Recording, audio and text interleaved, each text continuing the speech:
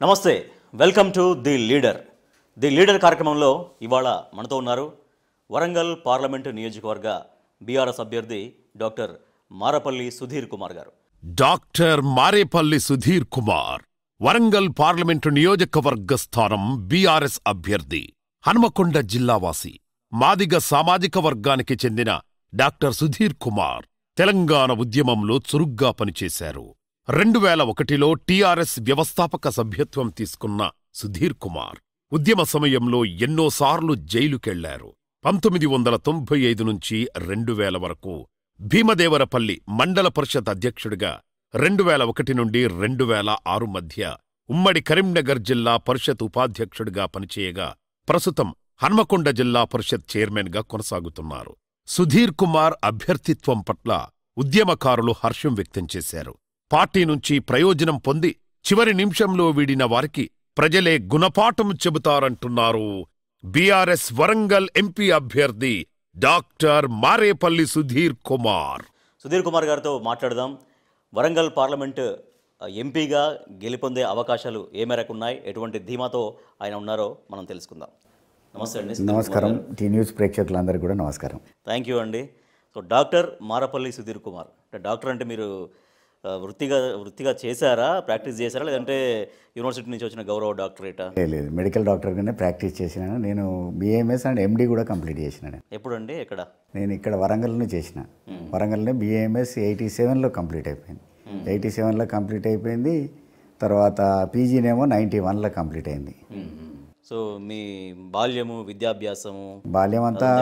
బాల్యము విద్యాభ్యాసం అంటే జూనియర్ కాలేజ్, ఇంటర్మీడియట్ నుంచి అయితే హన్మకొండలోనే జరిగింది. అసలు నేను పుట్టిందే హన్మకొండలో పుట్టినా కాబట్టి హన్మకొండతోటి నాకు అనుబంధం బాగున్నది. తర్వాత మాది ముల్కనూరు గ్రామంలో మా ఫాదర్ సెటిల్ అయితే అక్కడి నుంచి ఇక్కడికి వచ్చి నేను ప్రతిసారి కూడా హన్మకొండకు అందరూ ముల్కనూరు ప్రాంతం సంబంధించిన వాళ్ళు, భీమదేవరపల్లి మండలం కానీ, ఎల్కతుర్తి మండలం కానీ, మా కరీంనగర్ కంటే జిల్లానేమో కరీంనగర్ ఉండేది, కానీ అటాచ్మెంట్ మాత్రం హన్మకొండకే ఉండేది. ఇక నా కటింగ్ చేసుకోవాలంటే కూడా హన్మకొండకే వచ్చేది 77 నుంచి. ఎక్కువ హన్మకొండకే మాకు. నేను కరీంనగర్ జిల్లా పరిషత్ వైస్ చైర్మన్గా కూడా చేసిన, ఎందుకంటే అది టెక్నికల్గా కరీంనగర్లో ఉన్నది కాబట్టి అటు చేసినాం. కానీ కరీంనగర్లో నాకు పూర్తిగా తెలియదు, ఇప్పటికి కూడా తెలియదు. హన్మకొండలో, వరంగల్లో ఎక్కడ గల్లీ తెలుసు నాకు. Okay, right. సుధీర్ కుమార్ గారు, ఇవాళ మీరు బీఆర్ఎస్ పార్లమెంటు వరంగల్ అభ్యర్థిగా ఉన్నారు. తర్వాత ఒక రాజకీయ పరిణామాలు, అనేక నాటకీయ పరిణామాల తర్వాత మీకు అవకాశం లభించింది. కేసీఆర్ గారు మీకు అవకాశాన్ని ఇచ్చారు.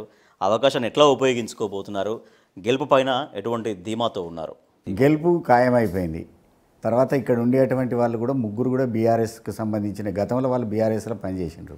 ఎవరు ఆరూరు రమేష్ కానీ, లేకపోతే కడియం కావ్య వాళ్ళ తండ్రి అయిన కడియం శ్రీయర్ కానీ బీజేపీలోనే, మన బీఆర్ఎస్లోనే ఉన్నారు. కానీ బీజేపీలోకి పోయిన తర్వాత ఈ ఆరూరు రమేష్ అంటే అసహించుకుంటూ ఉన్నారు, వీళ్ళని కడియం శ్రీయర్ గారిని కూడా ప్రజలందరూ అసహించుకునే స్థాయికి వచ్చింది.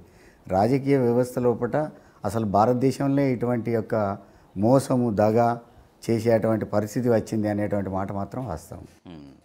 ఓకే, అంటే మీరు చెప్తున్నట్టుగా గతంలో ఇద్దరు నాయకులు బీఆర్ఎస్లోనే కొనసాగిన వాళ్ళు, ఎమ్మెల్యేలుగా, మంత్రులుగా ఇక్కడ కొనసాగిన వాళ్ళు.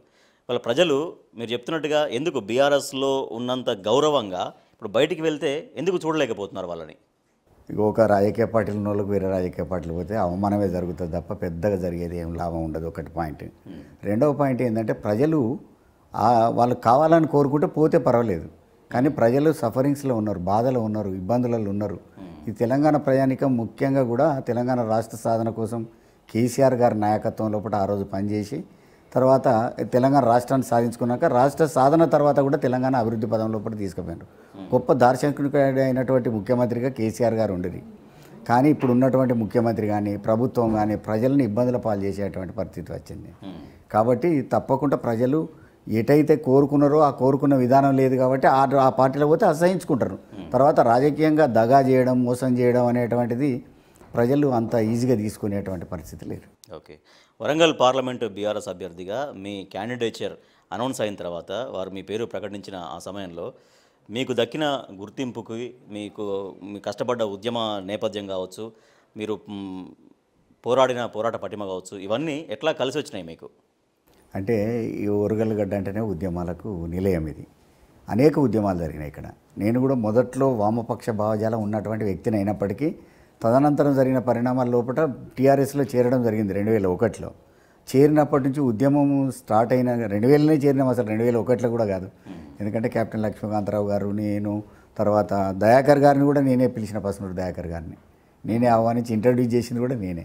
కానీ వాళ్ళందరూ పోయిన తర్వాత ఇవాళ ప్రజలంతా కోరుకున్నటువంటి తెలంగాణ ఏంటిది, కోరుకున్న తెలంగాణకు ఎవరు కరెక్ట్గా చేసిండ్రు అనేటువంటిది చూస్తే అత్యధికంగా తెలంగాణను ప్రేమించేటువంటి వ్యక్తి, తెలంగాణ ప్రజలను ప్రేమించేటువంటి వ్యక్తి కేసీఆర్ తప్ప వేరేటోళ్ళు లేరు అనేటువంటి మాట మాత్రం వాస్తవం అయిపోయింది. అందుకే ఉద్యమం సమయం నుంచి నేను కార్యకర్తగా పనిచేసిన కాబట్టి ఇప్పటికీ నేను జిల్లా పరిషత్ చైర్మన్ హన్మకొండలో ఉన్నప్పటికీ కూడా నేను కార్యకర్తగానే పనిచేస్తా తప్ప ఒక నాయకుడిగా ఎన్నడూ కూడా ఆలోచించలేదు. కాబట్టి తెలంగాణ ప్రజలు నా పట్ల చూసిపెడతారు, వరంగల్ ప్రజలు నా పట్ల చూపెట్టేటువంటి ఒక బాధ్యతాయుతమైనటువంటి పని చేస్తాడు అనేటువంటి నమ్మకం కుదిరిన తర్వాత ప్రజలు వాళ్ళని అసహించుకుంటా ఉన్నారు ఇవాళ. అంటే ప్రజలతో మీరు మమేకం అవుతున్నప్పుడు మామూలుగా గ్రామీణ ప్రాంతాల్లో ప్రజలు ఎదుర్కొనేటువంటి ఆ సమస్యలు, ఇబ్బందులు వ్యవస్థాపరంగా ఏం కనపడుతూ ఉంటాయి? అనేక సమస్యలు ఉన్నాయి. ఇప్పుడు ఉన్నటువంటిది అయితే వ్యవసాయ సంబంధం. భారతదేశం అనగానే వ్యవసాయ దేశం, వ్యవసాయమే అతిపెద్ద ఉపాధి రంగం. కానీ ఆనాడు ఉన్నటువంటి చంద్రబాబు నాయుడు గారు ఏం చేసిందంటే వ్యవసాయం దండుగా అని చెప్పాడు. వ్యవసాయం దండుగా అయితే ఆల్టర్నేట్గా ఏం చూపెట్టకుండా, ప్రత్యామ్నాయ వనరులు చూపెట్టకుండా, ప్రత్యామ్నాయ మార్గాలు చూపెట్టకుండా వ్యవసాయం దండుగా అంటే భారతదేశం వ్యవసాయక దేశం కాదా? భారతదేశం వ్యవసాయక దేశం, పారిశ్రామిక దేశం కాదు ఇది. తర్వాత టూరిస్ట్ దేశం కాదు. తప్పకుండా వ్యవసాయాన్ని ఉంచాల్సిందే. వ్యవసాయాన్ని ఉంచాలా, అతిపెద్ద ఉపాధి రంగం. ప్రతి రైతు ఏమనుకుంటాడంటే పంటకు సంబంధం ఉంటుంది, పంటకు కన్సర్న్డ్ ఉంటారు. అంటే అట్లనే ఇవాళ రైతాంగం ఏం ఆలోచిస్తుంది, సామాన్య ఉద్యోగస్తులు ఏం ఆలోచిస్తారు. సామాన్య ఉద్యోగస్తులు నెల జీతంతో సంబంధం, కానీ రైతు మాత్రం పంటతోటి సంబంధం ఉంటుంది. అందుకే వాళ్ళ నాడిని ఒడిసిపట్టింది కేసీఆర్ గారు. ఎందుకంటే రైతాంగాన్ని తప్పకుండా చేయాలనేటువంటి నిబద్ధత ఉన్నది. అందుకే ఈ తెలంగాణ లోపల రైతులకు ఇచ్చేటువంటి అంటే రైతు జనరల్గా ఆలోచించేది ఏంటంటే ఈ పంట మీద నా కొడుకు పుస్తకాలు కొనియాలి, బట్టలు కొనియాలి, లేకపోతే కాలేజీ ఫీజు కట్టాలనుకుంటాడు, లేకపోతే బిడ్డ పెళ్లి చేయాలనుకుంటాడు, బంగారం కొనాలనుకుంటాడు. ఇట్లాంటి అనేకమైనటువంటి ఆలోచన చేసేటువంటి రైతాంగం ఉంటుంది. వారికి తప్పకుండా సాయం చేయాల్సినటువంటి అవసరం. అంటే మీరు ప్రజల చేత ఎన్నుకోబడి జడ్పీ చైర్మన్గా ఇవాళ కొనసాగుతున్నారు. సో ఏకంగా ఇవాళ ఊహించని రీతిలో, అఫ్కోర్స్ మీ కష్టానికి తగ్గ ప్రతిఫలమే, అది కాదనలేము. బట్ ఇవాళ అత్యున్నత చట్టసభల్లోకి వెళ్ళే అవకాశం అనేది ఇవాళ మీకు వచ్చింది. ఆ ప్రయత్నం మీరు చేస్తూ ఉన్నారు. ప్రజలకు మీరు క్షేత్రంలోకి వెళ్ళి ఏమని ఓటు అడుగుతున్నారు, ఏం చెప్తున్నారు? ప్రజల దగ్గరికి ఇప్పుడు వెళ్ళడం జరుగుతూ ఉన్నది. అంటే ఇప్పుడు ఓట్లు అడిగేటువంటి పద్ధతి వేరు. ఎందుకంటే ప్రభుత్వం ఏదైతే ఉన్నదో ఆ ప్రభుత్వం, ఇవాళ ఉన్నటువంటి ప్రభుత్వం ప్రజా వ్యతిరేక ప్రభుత్వం అయిపోయింది. ప్రజలకు అనేక సమస్యలను సృష్టించిన తప్పటి సమస్యల నుంచి పరిష్కారం తీసుకురాలి. అటు అనేకమైనటువంటి సంక్షేమ పథకాలను అనౌన్స్ చేసింది, కానీ ఏ ఒక్కటి కూడా అమలు చేయలేనటువంటి పరిస్థితి. కానీ గతంలో ప్రభుత్వం ఉంటే బంగారు తెలంగాణ చేసినటువంటి ప్రభుత్వం ఉన్నది. మంచి తెలంగాణను తీసుకురావాలి, ఒక దార్శనికుడైన ముఖ్యమంత్రి ఉన్నాడు కాబట్టి ఆ రోజు కేసీఆర్ గారు దార్శనికతతోటి రైతాంగానికి ఏం కావాలి, మత్స్య పరిశ్రమలో ఎట్లా అభివృద్ధి చెందాలి, ఇక్కడ మంచినీళ్ళు ఎట్లా రావాలి, ఇక్కడ మిషన్ భగీరథ ద్వారా నీళ్ళు ఎట్లా రావాలి, పల్లె ప్రగతి ఎట్లా జరగాలి, పట్టణ ప్రగతి ఎట్లా జరగాలి, తర్వాత అన్ని రకాలుగా అటువంటి సంపద ఎట్లా సృష్టించుకోవాలి, ఆ సృష్టించిన సంపదను ప్రజలకు ఎట్లా పంచుకోవాలనేటువంటి ఆలోచన ఉన్నటువంటి ముఖ్యమంత్రి ఉన్నాడు కాబట్టి తప్పకుండా అది జరిగింది. అదేదైతే జరిగిందో ఇప్పుడు జరుగుతలేదు. కాబట్టి ప్రజలందరూ వ్యతిరేకంగా ఉన్నారు. అసలు ఈ ప్రభుత్వం యొక్క వ్యతిరేకత ఎంత ఉన్నదంటే నేనైతే చూడలేదు. 30 సంవత్సరాల రాజకీయ చరిత్ర లోపల ఎప్పుడు కూడా 3 నెలలనే ఇంత తిరుగుబాటు వస్తుంది ప్రజలలో అని అనుకోలేదు. కానీ 3 నెలలు కాంగ్రెస్ ప్రభుత్వం ఎందుకు ఫెయిల్యూర్ అయిందని చెప్తున్నారు? కాంగ్రెస్ ప్రభుత్వం ఫెయిల్ కావడానికి 2-3 కారణాలు ఉన్నాయి. దానిలో ఏంటంటే తిట్లతోటి నడవదు, అది ఓట్లతోటి నడవదు. తిట్లు తిడతాము, నేను ఎప్పుడు తిడతానంటే నిన్ను ప్రభుత్వమే చేతిలో పెట్టాక ఇంకేం తిట్లు తిడతావు, నువ్వేం చేస్తావో చేయాలి కదా. అట్లనే అభివృద్ధి కార్యక్రమాలు చేయాలి. ఈ రాష్ట్రాన్ని అభివృద్ధి పదంలో కూడా తీసుకుపోవాలి. ఈ రాష్ట్రంలో సంక్షేమ కార్యక్రమాలు అమలు కావాలి. ఇవన్నీ గతంలో అమలైన రీతిలో కూడా అమలు కాక ఎవరినో దూషిస్తే జరుగుతుంది అనుకుంటే పొరపాటు జరుగుతుంది. ఓకే, ఇప్పుడు గత అసెంబ్లీ ఎన్నికల్లో మీరు ఆశించిన ఫలితం రాలేదు. సో ప్రభుత్వం మారింది, పార్టీ ఓటమి పాలైంది. ఆ ఓటమి నుంచి మళ్ళీ తేరుకొని వాళ్ళ లోక్సభ ఎలక్షన్స్లో కార్యకర్తలు ఎట్లా ఫైట్ చేస్తున్నారు, కార్యకర్తల మనోబలం అనేది రెట్టింపు చేయడానికి, ఉత్సాహం పూరిత వాతావరణం కల్పించడానికి నాయకులుగా ఏం చేస్తున్నారు? అసలు కార్యకర్తలకు ముందుగా ఉత్సాహం బాగా ముందు వచ్చింది, కసి పెరిగింది, వాళ్ళ రక్తం ఉడుకుతూ ఉన్నది. ఎందుకంటే ప్రజానీకానికి మేము తెలంగాణ రాష్ట్రం సాధించుకున్న తర్వాత ఆ తెలంగాణకి ఎంత అభివృద్ధి పదంలో తీసుకుపోయేటువంటి ముఖ్యమంత్రి పక్కకు పోయిండు అనేటువంటి ఆలోచనతో వచ్చిన తర్వాత కసి బాగా పెరిగింది. ఆ కసితోటి ఇవాళ ఓటర్లుగా కావచ్చు లేకపోతే కార్యకర్తలు కానీ మంచిగా పనిచేసేటువంటి అవకాశం ఉన్నది. అట్లాంటి పని చేసేటువంటి యొక్క కార్యకర్తల బలం కూడా ఎక్కువ ఉన్నది ఇప్పుడు. కాబట్టి ఏం చేస్తామంటే ఇవాళ ఎన్నికలు జరుగుతాయి. ఎన్నికలు అనేది ప్రజాస్వామ్యంలో జరిగేటువంటివి. ఎందుకంటే ప్రతి ఎన్నికల లోపల ఒక పార్టీ ఓడిపోవడం, ఒక పార్టీ గెలవడం ఇది సహజమైనప్పటికీ బీఆర్ఎస్ పార్టీలో ఉన్నటువంటి కసి, రక్తం మరుగుతున్నటువంటి యువత ఉన్నది. ఇలా తర్వాత ఈ అమరులైనటు తెలంగాణ రావాలని కొంతమంది అమరులైనరు, అమరుల ఆత్మలు కూడా ఘోషిస్తున్నాయండి.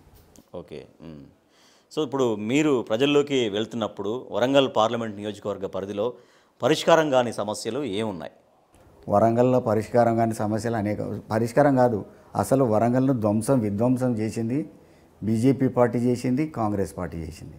ఎయిర్పోర్ట్ లేదు ఇక్కడ, ఎగ్జిస్టింగ్ ఎయిర్పోర్ట్, కొత్త ఎయిర్పోర్ట్ కూడా అడగడం లేదు. ఇంటర్నేషనల్ ఎయిర్పోర్ట్ 1930లోనే ఇక్కడ ఉన్నది కదా మామనూరులో. అంటే స్వాతంత్రం రాకముందు ఉన్నటువంటి ఎయిర్పోర్ట్ను ధ్వంసం చేసిండ్రు. అంటే ఇక్కడ ఎయిర్పోర్ట్ పెట్టడానికి ముఖ్య ఉద్దేశం ఏముండే అంటే ఆ రోజు 1930 లోపల ఈ అజాంజాయ్ మిల్స్ ఉండేది. అక్కడ వస్త్ర పరిశ్రమల నుంచి వస్త్రాలు బ్రిటన్కి ఎక్స్పోర్ట్ అయ్యేది. సిర్పూర్ కాగజ్ నగర్ నుంచి ఆనాడు ఉన్నటువంటి పేపర్ను ఎక్స్పోర్ట్ చేసేటువంటి పరిస్థితి. కానీ ఇవాళ జరిగిన పరిస్థితి చూస్తే విధ్వంసం చేసింది. ఆ ఎయిర్పోర్ట్ను విధ్వంసం చేసి ఎప్పుడైతే స్వాతంత్రం వచ్చిందో ఆ స్వాతంత్రం వచ్చిన తర్వాత ఈ రాష్ట్రం లోపల స్వాతంత్ర్యానంతరం జరిగిన విధ్వంసాల్లో ఈ తెలంగాణ రాష్ట్రాన్ని తీసుకుపోయి ఆంధ్రప్రదేశ్ గెలిపినాక అనేక విధ్వంసాలకు గురైంది. వేరే ఆఫీసులకు ఇచ్చిన కొంత కబ్జాకు గురైంది. 1875 ఎకరాలతో ఉన్నటువంటి అతిపెద్ద ఎయిర్పోర్టును ఇలా ధ్వంసం చేసినటువంటి సందర్భం. ఎందుకు పట్టించుకోలేదు? అంటే వరంగల్ అనేది పెద్ద వ్యాపార వాణిజ్య కేంద్రం. ఇది హైదరాబాద్ తర్వాత వరంగల్ అని చెప్తూ ఉంటారు. మొత్తం ఒక రాజధానికి ఉన్నటువంటి విలువ ఉన్నటువంటి వరంగల్ని ఎందుకు విస్మరించారు? కేంద్రం నుంచి రావాల్సినటువంటి అనేక అంశాల విషయాల్లో కేంద్రం నుంచి రావాల్సినవి చాలా ఉన్నాయి. ఈ ఒక ఎయిర్పోర్ట్ ఒకటే కాదు. ఎయిర్పోర్ట్కి ఏం చేసిందంటే కాంగ్రెస్ గవర్నమెంట్, యూపీఏ గవర్నమెంట్ 2008 లోపల జిఎంఆర్ అంటే గ్రంథి మల్లికార్జునరావు ఎయిర్పోర్ట్ ఏదైతే ఉన్నదో హైదరాబాద్లో ఉన్న శంషాబాద్లో ఎయిర్పోర్ట్కు 30 సంవత్సరాల వరకు 150 కిలోమీటర్ల పరిధి లోపల ఎటువంటి ప్రయాణికులు ఎక్కేటువంటి యొక్క విమానాలను మేము నడపము అని చెప్పి ఒక అగ్రిమెంట్ చేసిండ్రు. ఆ అగ్రిమెంట్లు ఎవరు చేసిండ్రు? ఇక్కడ ఉండేటువంటి ఎంసీఏ అంటే మినిస్ట్రీ ఆఫ్ సివిల్ ఏవియేషన్ అంటే భారత వైమానిక సంస్థ ఒక అగ్రిమెంట్ చేసి వాళ్ళకు ఒప్పందం చేసింది. బీజేపీ ప్రభుత్వం, మోదీ గారి ప్రభుత్వం ఏం చేసిందంటే 2022 లోపల మళ్ళీ ఒక 30 సంవత్సరాలు పెంచింది. అంటే 2068 వరకు ఇక్కడికి ఎటువంటి ఎయిర్పోర్ట్ రాకుండా ఉంటుందని. ఆ ఎయిర్పోర్ట్ రాకుంటే ఏమవుతుంది? ఎయిర్పోర్ట్ రాకుంటే పరిశ్రమలు రావు, పరిశ్రమలు కంపెనీస్ విదేశీ కంపెనీలు రావు. ఇప్పుడు వరల్డ్ హెరిటేజ్ సైట్ రామప్ప ఉన్నది, రామప్పకు విదేశీ యాత్రికులు రారు. సమ్మక్క సారలమ్మ జాతర ప్రతి 2 సంవత్సరాలకు అతి అద్భుతంగా జరుగుతుంది ఇక్కడ. అది ఆసియా ఖండంలో పెద్ద గిరిజన జాతర. అది అటువంటి గిరిజన జాతర కూడా రాకుండా చేసేటువంటి పరిస్థితి. అంటే విదేశీ యాత్రికులు రాడు ఇంటర్నేషనల్ ఎయిర్పోర్ట్ ఉంటే. లేకపోతే ఇక్కడ ఇంటర్నేషనల్ ఎయిర్పోర్ట్ లేకపోవడం వల్ల అనేక కంపెనీలు రాలేదు, ఇక్కడ విధ్వంసం గురైంది. తర్వాత ఇక్కడ ఉండేటువంటి యొక్క ఈ దర్రీస్ అని ఉండేది, అంటే చేనేత కార్మికులు దర్రీస్ చేసేది. ఇప్పుడు కూడా దర్రీస్ చేస్తూ ఉన్నారు కానీ దానికి మార్కెటింగ్ లేదు. అంటే పరిశ్రమలకు కావాల్సిన పరిస్థితి లేదా 9వ తరగతిలో మేము చదువుకున్నాం. చదువుకునేటప్పుడు ఏముండేదంటే పరిశ్రమలకు కావాల్సిన పరిస్థితులు ఏమంటే ముడి సరుకు దొరకాలి, చౌకగా కార్మికులు దొరకాలి, విద్యుత్ శక్తి నీటిపారుదల ఉండాలి, వనరులన్నీ ఉండాలి, అదేవిధంగా మార్కెటింగ్, రవాణా సౌకర్యం లేదు కదా ఇక్కడ. రవాణా సౌకర్యం లేకుండా అనేక ఐటీ కంపెనీలు కూడా ఇవాళ వెనక ముఖం సాటేసినటువంటి సందర్భం చూస్తాం. కాబట్టి ఈ ప్రాంతంలో ఉపాధి దొరకాలి అంటే ఇక్కడ ఉండేటువంటి యొక్క విద్యార్థులకు కూడా ఉపాధి దొరకాల్సినటువంటి అవసరం ఉన్నది. కానీ 10 సంవత్సరాల కాలంలో బీఆర్ఎస్ ప్రభుత్వం అధికారంలో ఉన్న సమయంలో అటు గ్రామాలని కానీ పట్టణాలని కానీ చాలా సమాంతరంగా అభివృద్ధి చేయగలిగింది. సో కేంద్రం నుంచి రావాల్సినటువంటి మీరు చెప్పినటువంటి ఆ విమానాశ్రయం అవన్నీ కూడా రాష్ట్ర పరిధిలో లేవు కాబట్టి అది పక్కకు పెడితే కనుక మిగిలింది వరంగల్ నగరం అభివృద్ధి చెందించడంలో బీఆర్ఎస్ ప్రభుత్వం ఎటువంటి ఎఫర్ట్ పెట్టింది? బాగా ఎఫర్ట్ పెట్టిండ్రు. కేంద్ర ప్రభుత్వానికి అనేక విజ్ఞాపనలు చేసిండ్రు. ఎందుకంటే ద్వితీయ శ్రేణి పట్టణం కాబట్టి ఇక్కడ అభివృద్ధి చేయాలనేటువంటి ఆలోచన బీఆర్ఎస్ ప్రభుత్వానికి ఉండే. పరిశ్రమలు రావాలి ఇక్కడ ఉండేటువంటి లెదర్ ఇండస్ట్రీ క్లోజ్ అయిపోయింది, లెదర్ వ్యాపారం మండి బజార్లో ఉండే అది క్లోజ్ అయిపోయింది. తర్వాత హస్తకళలకు సంబంధించినటువంటిది రంగశాయపేటలో ఉండే దాని మార్కెటింగ్ లేదు.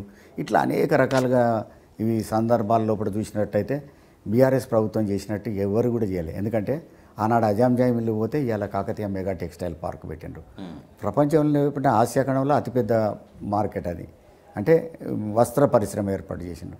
కానీ దాని కంపెనీలు రావాలంటే ఇప్పటికీ కంపెనీలు వచ్చినాయి, ఇంకా కొన్ని కంపెనీలు రావాలంటే, ఇంకా కంపెనీస్ యాజమాన్యాలు ఇక్కడికి వచ్చి చేయాలంటే తప్పకుండా ఎయిర్పోర్ట్ ఉండాల్సిందే, ఇంటర్నేషనల్ ఎయిర్పోర్ట్ ఉండాల్సిందే. ఇది కొత్త ఎయిర్పోర్ట్ మేము అడుగుతున్నాం. పాత ఉన్న ఎయిర్పోర్ట్నే పునరుద్ధరించమంటున్నాం. అదొకటి. కాజీపేట కోచ్ ఫ్యాక్టరీ ఉన్నది, తర్వాత బయ్యారం ఉక్కు కర్మాగారం ఉన్నది, గిరిజన యూనివర్సిటీ. గిరిజన యూనివర్సిటీ ఏదో మొన్న ఎన్నికల కోసం మొక్కుబడి ఆపద మొక్కుల కోసం ఏదో చేసిండ్రు తప్ప నిజంగా చేయాలని చిత్తశుద్ధి ఉంటే ఈ 10 సంవత్సరాలు కాలయాపన చేసేది కాదు దాన్ని. కానీ బయ్యారం ఉక్కు ఫ్యాక్టరీ రాలేదు. అది విభజన చట్టంలో చేసినటువంటి యొక్క పరిస్థితి. అంటే చట్టంలో చేసినటువంటిది, అంటే ఈ రీఆర్గనైజేషన్ లోపల చేసినటువంటి చట్ట పరిధిలో చేసినటువంటి యొక్క ఇవే రాకపోతే హామీలు ఏమొస్తాయి? అంటే మీరు చెప్తున్నట్టుగా విభజన చట్టంలో పొందుపరచబడ్డటువంటి ఏవైతే హామీలు అవన్నీ ఉన్నాయో, మరి హామీలు ఆల్రెడీ చట్టంలో పొందుపరచబడ్డప్పుడు ఖచ్చితంగా వాటిని చేసి తీరాల్సిందే. మరి చేసి చేయడంలో ఎందుకు తాత్సారం వహించింది కేంద్రం? అంటే కేంద్ర ప్రభుత్వానికి వివక్ష ఉన్నది, డిస్క్రిమినేషన్ ఉన్నది. ఇక్కడికి వచ్చినటువంటి కోచ్ ఫ్యాక్టరీని గుజరాత్కు తీసుకుపోవాలి, ఇక్కడికి వచ్చిన ఐటీఐఆర్ను గుజరాత్కు తీసుకుపోవాలి, ఇక్కడికి వచ్చినటువంటి వరల్డ్ హెల్త్ ఆర్గనైజేషన్ ఏదైతే ఉన్నదో అది ఒక ఆల్టర్నేట్ మెడిసిన్కి సంబంధించినటువంటి ఒక సెంటర్ను తెలంగాణకి ఇచ్చింది. అది తెలంగాణకి ఇస్తే దాన్ని కూడా తీసుకుపోయి గుజరాత్లో పెట్టుకోవాలి. అసలు ప్రధానమంత్రి గుజరాత్కు ప్రధానమంత్రి, భారతదేశానికి ప్రధానమంత్రి అర్థం కాదు.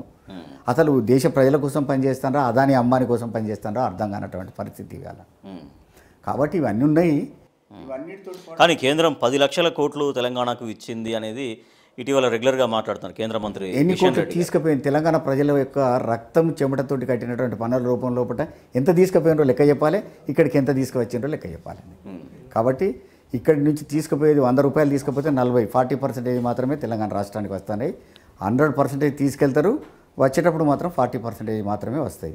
కాబట్టి వాళ్ళు చెప్పేటువంటి మాటలు లెక్కలు ఇష్టం వచ్చినట్టు మాట్లాడితే కాదు, దాని లెక్కల రూపం లోపల భారతదేశం లోపల ఆర్థిక వ్యవస్థలోకి ఆర్థిక నిపుణులు కూడా ఉంటారు.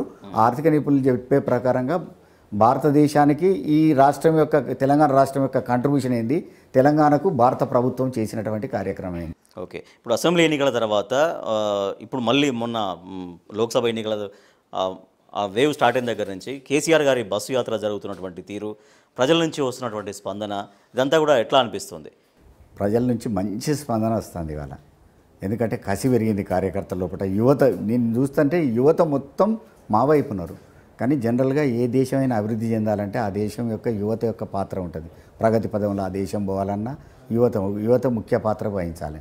యువకులకు నేను ప్రత్యేకంగా ఈ సందర్భంగా కూడా మనవి చేస్తామని ఏంటంటే, ఏ దేశంలో యువత గనక సక్రమంగా పనిచేస్తే అభివృద్ధి పదంలో పోతుంది. కాబట్టి అభివృద్ధి పదంలో తీసుకుపోవడం కోసం ఆ దేశ ప్రజల బాగు కోసం చూడాల్సినటువంటి ఆలోచన యువత మీద ఉన్నది. కాబట్టి తప్పుదో పట్టద్దు.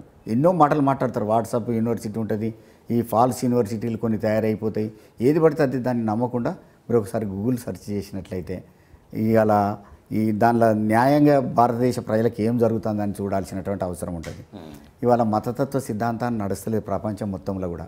ఎందుకంటే 195 దేశాలు యుఎన్ఓ రికగ్నైజ్డ్ కంట్రీస్ ఉన్నాయి.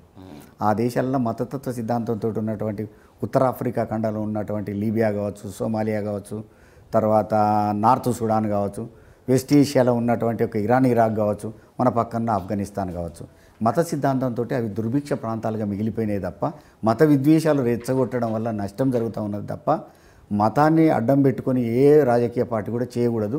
ఒక్క దేశం కూడా ఈ ప్రపంచంలో ఒక్క దేశం కూడా మతతత్వ సిద్ధాంతం మీద లేదు.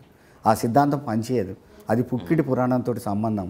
కాబట్టి ఆ రోజు మా మహాప్రస్థానంలో శ్రీశ్రీ గారు చెప్పిండ్రు, కొంతమంది కుర్రవాళ్ళు పుట్టుకతో వృద్ధులు, పేర్లకి పకీర్లకి పుకార్లకు నిబద్ధులు, బామ్మగారి తాతగారి భావాలకు దాసులు. అదేవిధంగా అటువంటి యువత ఉండద్దు, అటువంటి కుర్రవాళ్ళు ఈ దేశంలో ఉండద్దు. ఎవరు ఉండాలి అనేటువంటి విషయానికి వస్తే కొంతమంది యువకులు ముందు యుగం దూతలు, పావన నవ జీవన బృందావన నిర్మాతలు. వాళ్ళ కోసం ఆహ్వానం చేస్తుంది, వాళ్ళ కోసం ఈ భారతదేశం చూస్తుంది, వాళ్ళ కోసం ఈ దేశ భవిష్యత్తును ఆలోచించే యువత కూడా ఉంటుంది అనేటువంటి ఆలోచనతో ఆనాడు మహాప్రస్థానంలో శ్రీశ్రీ గారు రాశారు. తెలంగాణకు గలం బలం దళం బీఆర్ఎస్ అనేది మీ బీఆర్ఎస్ పార్టీ అగ్రనాయకత్వం చెప్తూ ఉంటుంది. ఎందుకు తెలంగాణ వాయిస్ వినిపించడంలో బీఆర్ఎస్ ఎంపీలే ఢిల్లీలో ఎందుకు ఉండాలి, బీజేపీ ఎంపీలు ఎందుకు ఉండకూడదు, కాంగ్రెస్ ఎంపీలు ఎందుకు ఉండకూడదు, దానికి ఏం చెప్తారు మీరు? 28 రాష్ట్రాలు వాళ్ళకు బీజేపీకి కావచ్చు, కాంగ్రెస్ కావచ్చు, ఒక రాష్ట్రంగా చూస్తారు. కానీ ఇది తెలంగాణ ప్రజల కోసం పుట్టినటువంటి పార్టీ, తెలంగాణ రాష్ట్రం కోసం పుట్టినటువంటి పార్టీ బీఆర్ఎస్ పార్టీ. తెలంగాణ గలం కావాలన్నా, తెలంగాణ దళంగా పనిచేయాలన్నా, తెలంగాణ బలంగా మేము అందరం ఉండాలన్నా తప్పకుండా బీఆర్ఎస్ పార్టీనే గెలవాలి. తెలంగాణ అంశాలు అనేక అంశాలున్నాయి. తెలంగాణ ప్రజానీకం అనేక అవార్డులు తీసుకున్న ఈ సందర్భంగా మీకు తెలుసు, ఈ భారతదేశంలో అత్యధిక అవార్డులు తీసుకున్నటువంటి ఏకైక రాష్ట్రం తెలంగాణ రాష్ట్రం. మరి అటువంటిది ఇవాళ తెలంగాణ నష్టపోతుంటే బాధపడేది కూడా తెలంగాణ ప్రజలే. తెలంగాణలో ఉద్యమకారులు అందరూ కూడా బాధతోటి ఉన్నారు. కాబట్టి వాళ్ళందరికీ కూడా మంచి జరగాలి, తెలంగాణ రాష్ట్రానికి కావాలంటే తప్పకుండా బీఆర్ఎస్ పార్టీకి వెళ్ళాలి. సో అంటే బీఆర్ఎస్ ఎంపీలుగా గెలిస్తే అక్కడ ఢిల్లీలో కేంద్రం పైన ప్రెజర్ తీసుకురావచ్చు, ఇక్కడ రాష్ట్రం పైన కూడా ఎంపీలుగా ఉంటారు కాబట్టి ఒక క్యాడర్ కూడా బాగా పనిచేయగలుగుతారు, కాంగ్రెస్ ప్రభుత్వంతో కూడా ప్రెజర్ తీసుకురాగలుగుతారని మీరు చెప్తున్నారు, రైట్? ఒకటి బీఆర్ఎస్ పార్టీ ఏం చేస్తుందంటే సెక్యులర్ పార్టీ కాబట్టి భారతదేశం గురించి కూడా ఆలోచిస్తుంది. అదేవిధంగా ముఖ్యంగా తెలంగాణకు జరిగే అన్యాయం మీద పోరాటం చేస్తుంది. ఆ పోరాటం చేయడం కోసం పార్లమెంటు సభ్యులుగా మేము వరంగల్ నుంచి కానీ ఇక్కడ ఈ తెలంగాణ ప్రాంతం నుంచి ఎన్నికైనటువంటి అందరు ప్రజాప్రతినిధులందరం ఒక బలంగా ఉండి ఒక దళంగా ఉండి మా గళాన్ని వినిపిస్తాం. రైట్. ఇప్పుడు ప్రజల్లో కాంగ్రెస్ ప్రభుత్వం పైన వ్యతిరేకత వచ్చింది అని చెప్తున్నారు. ఏ అంశాల్లో ఎక్కువగా కనపడుతోంది? ఎందుకు వచ్చింది ఇంత షార్ట్ టర్మ్లో వ్యతిరేకత ఎందుకు వచ్చిందని చెప్తున్నారు? ఇగో ఆ ముఖ్యమంత్రి పరిపాలన విధానం ఒకటి తెలిసిపోయింది. తర్వాత వాళ్ళు హామీలు ఇచ్చినవి ఒక్కటి కూడా అమలు కాకపోతే ప్రజలు కూడా ఆలోచిస్తారు కదా. మహిళలకు 2500 ఇస్తామని చెప్పారు. 4 నెలలే 2500 కాదు కదా, 25 పైసలు ఇవ్వలే. ఇంట్లో 3 ఆడవాళ్ళు ఉంటారు, బిడ్డ ఉంటుంది, కోడలు ఉంటుంది, తల్లి ఉంటుంది. వాళ్ళు లెక్క చూసుకుంటారు. చూసుకునేసరికి 2500 మనిషికి 7500 నెలకు టెన్షన్గా జీతం పడ్డట్టు పడుతుంది అనుకుంటారు. రాలే. 4 నెలల నుంచి రాలేదంటే ఒక్కొక్కరికి 10,000 బాకీ ఉన్నారు కదా. ఈ ప్రభుత్వం బాకీ ఉన్నది. ఆసరా పెన్షన్లు కూడా 4,000 ఇస్తామని చెప్పారు. 4,000 కాదు కదా, గతంలో ఇచ్చిన 2,000 కూడా ఇవ్వని పరిస్థితి. జనవరి నెలలో ఎగ్గొట్టిండ్రు కదా. కాబట్టి ఈ 4 నెలలకు సంబంధించిన 4 రోజుల్లో 8,000 కలిపియాలి.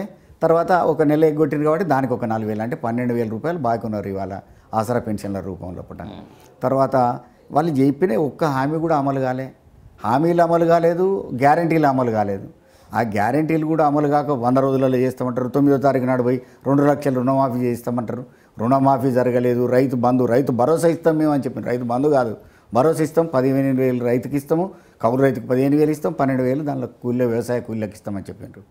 అది జరగలేదు కాబట్టి ఈ హామీలు ఒక్కటి కూడా అమలు కానటువంటి పరిస్థితుల్లో కూడా ప్రజలు కూడా ఆలోచన చేస్తారు. కానీ మా 6 గ్యారెంటీలు అయితే మేము దాదాపుగా దాంట్లో కొన్ని చేయగలిగాం, గ్రౌండ్ చేయగలిగామని చెప్తున్నారు. కానీ గ్రౌండ్ చేయగలిగింది నిజంగా బెనిఫిషరీ దాకా వస్తుందా రావట్లేదా అనేది మానిటరింగ్ ప్రభుత్వం చేస్తున్నట్టు కనిపిస్తుందా లేదా? ఈ ప్రభుత్వం ఒక్క హామీ కూడా అమలు చేయలేదండి. ఒక్కటే చెప్పాను, వాళ్ళు 13 హామీలు చేసిండ్రు 6 గ్యారెంటీల లోపల.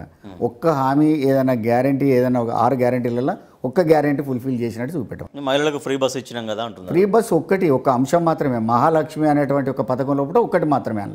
అందులో బస్సులు ఇచ్చింది కానీ ప్రయాణికులకు సంబంధించిన వాళ్ళు ఎక్కువ అయినప్పుడు బస్సుల సంఖ్య కూడా పెంచాలి కదా. అదంతా ఉద్దరేనా. ఆర్టీసీకి డబ్బులు కట్టినప్పుడు లెక్క. ఆర్టీసీకి డబ్బులే కట్టనప్పుడు దాని గురించి మాట్లాడితే మనకి ఎట్లుంటుంది? కాబట్టి ఇవాళ వీళ్ళు బస్సులు పెంచలేదు, ప్రయాణికులను పెంచి ప్రయాణికులు ఎక్కువ సంఖ్యలో వచ్చినప్పుడు మహిళలు వచ్చినప్పుడు మహిళలకు సౌకర్యం కూడా కల్పించాలి. అదేవిధంగా పురుషులకు సౌకర్యం కల్పించాలి. అందరికీ సౌకర్యవంతమైనటువంటి ఒక ప్రయాణాన్ని తీసుకుపోవాల్సినటువంటి అవసరం ప్రభుత్వం మీద ఉండి అట్లా చేస్తలేరు. కాబట్టి ఏదో మొక్కుబడికి ఏదో హామీలు ఇచ్చిన ఒక హామీ చేస్తామని ఉద్దర హామీలు ఏదైనా ఉంటే అది ఒకటి అమలు చేస్తాం. కానీ రైతాంగానికి బాగా ఇచ్చినటువంటి హామీ అంటే బాగా ఆకర్షించబడ్డటువంటి హామీ 2 లక్షల రుణమాఫీ అనేది. 2 లక్షల రుణమాఫీ డిసెంబర్ 9th రోజు మీరు రాగానే మేము మాఫీ చేస్తాం, మీరు వెళ్ళి తీసుకురండి అన్నారు. రైతులు దానిపైన ఎదురు చూస్తున్నారు. బట్ ఇప్పుడు తాజాగా ఆగస్టు 15న ముహూర్తం పెడుతున్నారు ముఖ్యమంత్రి. ఆగస్టు 15 లోపు కంపల్సరీ చేస్తా అనేది ఆయన చెప్తున్నటువంటి మాట.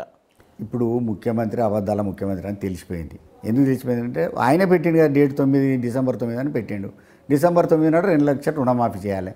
2 లక్షలు రుణమాఫీ చేయకుండా మళ్ళీ ఆగస్టు అని 15 అని పెట్టుడు, మళ్ళీ జనవరికి పెట్టుడు, ఇట్లా పెట్టుకుంటూ పోతుంటే అసలు నమ్మరు కదా ప్రజలు. అందుకే ఇవాళ తిట్లు బంద్ పెట్టండి, ఒట్లు పెట్టుకునే కాడికి వచ్చాను. ఆ ఒట్లు పెట్టుకుంటేనైనా నమ్ముతారు. ఏందో దేవుని మీద ఒట్టు పెట్టుకుంటే నమ్ముతారని అనుకుంటారు. కానీ ఎవరి మీద ఒట్టు పెట్టుకున్నా నీ యొక్క తత్వం తెలిసిన తర్వాత, నీ యొక్క విధానం తెలిసిన తర్వాత ప్రజలందరూ అసహించుకుంటారు తప్ప ఎవ్వరు కూడా నువ్వు కరెక్ట్ చేస్తున్నావని అనుకోరు. వరంగల్ పార్లమెంట్ నియోజకవర్గ ఓటర్లకు ఏం చెప్తారు?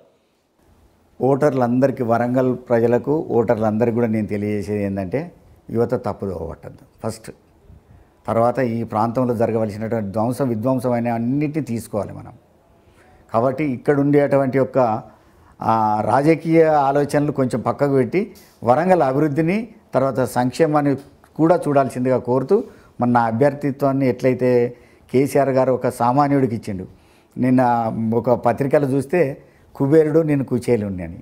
కుచేలుని అంటే అతి తక్కువ ఆస్తిపాస్తులు ఉన్నటువంటి వ్యక్తిగా నన్ను చూపెట్టినటువంటి పత్రికలు కూడా ఉన్నాయి. కాబట్టి కుచేలుడుగా, మీ ఇంటికి వచ్చే కుచేలుడుగా మీ అందరూ నన్ను ఆదరిస్తారని కోరుతూ ఆశిస్తూ సెలవు తీసుకుంటాను. Right, thank you so much doctor Sudheer Kumar గారు. మీ విజయం ఖాయం కావాలని, మీరు వరంగల్ పార్లమెంట్ సభ్యుడిగా ఘన విజయం సాధించాలని, మీరు అనుకున్న లక్ష్యాలు నెరవేరాలని, ఆ విధంగా ముందుకు పోవాలని మనస్ఫూర్తిగా ఆకాంక్షిస్తున్నాం. Thank you very much.